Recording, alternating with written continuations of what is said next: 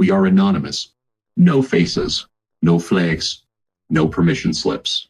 J.D. Vance just accidentally admitted to the biggest White House corruption scandal on live television. And a furious Donald Trump is already preparing his termination papers. Once hailed by many conservatives as the future of the Republican Party, Vance has found himself at the center of another controversy, after remarks delivered at the Nixon Presidential Library sparked widespread criticism across the political spectrum. His comments quickly spread online, not because they were carefully crafted, but because many observers believe they unintentionally reveal how he views political accountability in modern America. We'll get to JD's mind-blowing admission at the Nixon Library in just a second, and trust me, you'll want to stay for the video. But first, let's look at the explosive new leaks, exposing the brutal behind-the-scenes war between Trump and his error-prone VP. Trump's brutal mockery of Vance has been fully exposed in recent White House leaks.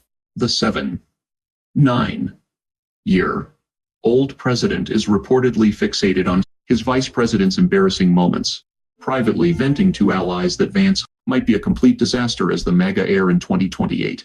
More than a dozen New York Times insiders describe a tense, toxic, behind-the-scenes dynamic, with Trump endlessly obsessing over Vance's unforced blunders.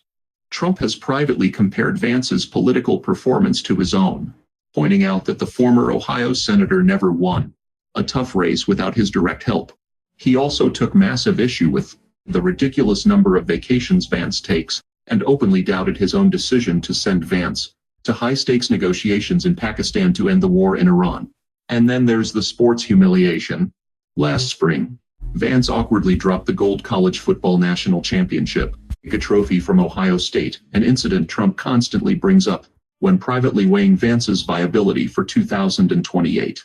Fast forward a year later and Vance was humiliatingly relegated to the regular audience at a White House reception, honoring the Indiana Hoosiers. Vance's social media antics have also severely irked the White House. Chief of Staff Susie Wiles reportedly had to step in, desperately urging him to take a break from the internet because compulsively fighting with online critics was a terrible look for the administration. This feeds directly into the 2028 succession game Trump has created between Marco Rubio and J.D. Vance. At a Rose Garden dinner back in May, Trump asked attendees who they preferred as commander-in-chief. Vance got louder applause than Rubio, leading Trump to declare out loud, "All right, sounds like a good ticket." But in a revealing interview with Fortune this month, Trump didn't seem so sure. When asked who would best carry on his legacy, with Vance literally standing right at the back of the Oval Office. Forced to hear the exchange, the president coldly replied, "Whoever gets this is going to be very important. And, if you get the wrong person, disaster." Naturally, the White House scrambled to deny that. Trump hates Vance though, considering how much everyone else hates him. That wouldn't be a shock. They released a statement claiming Vance has done a remarkable job implementing the America First agenda, which we all know is blatantly untrue. But the knives are out everywhere. Trump's one-time MAGA queen Marjorie Taylor Greene explicitly told the New York Times that Vance's shifting stance on the war in Iran, which spiked U.S. oil prices and crushed working-class Americans with affordability pressures, will destroy his trust with anti-interventionist Republicans for 2028.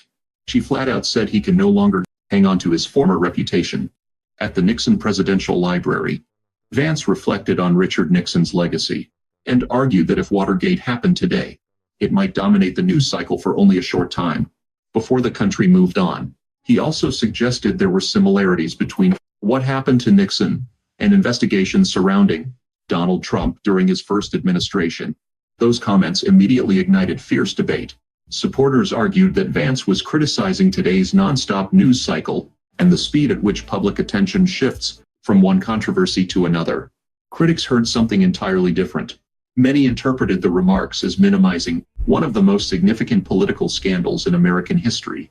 Journalists, legal analysts, and political commentators responded that Watergate mattered precisely because it exposed abuse of presidential power, obstruction of justice, and attempts to undermine democratic institutions.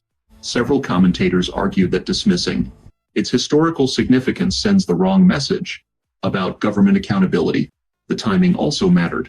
As Republicans quietly begin thinking about the post-Trump era, every major speech by J.D. Vance is being examined not simply for what he says, but for what it reveals about the kind of leader he hopes to become. That is where things become politically complicated. Donald Trump has built his public image around dominating the conversation. Whether critics agree with him or not, Trump usually controls the narrative, rather than allowing others to define it. J.D. Vance, however, often finds himself generating headlines for remarks that distract from the administration's broader message, instead of reinforcing it. Political observers have pointed to several moments over the past year where Vance's comments or public appearances became the story themselves, overshadowing the events he was attending. Those episodes have fueled speculation about whether he can successfully unite Trump's coalition if he eventually seeks the presidency.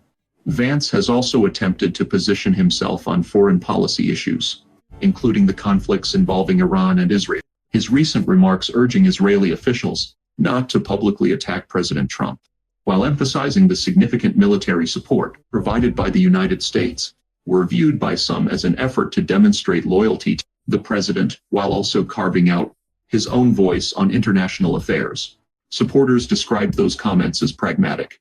Opponents argued they reflected a shift in tone compared with some of Vance's earlier positions, raising questions about whether his political messaging is evolving as he looks toward the future.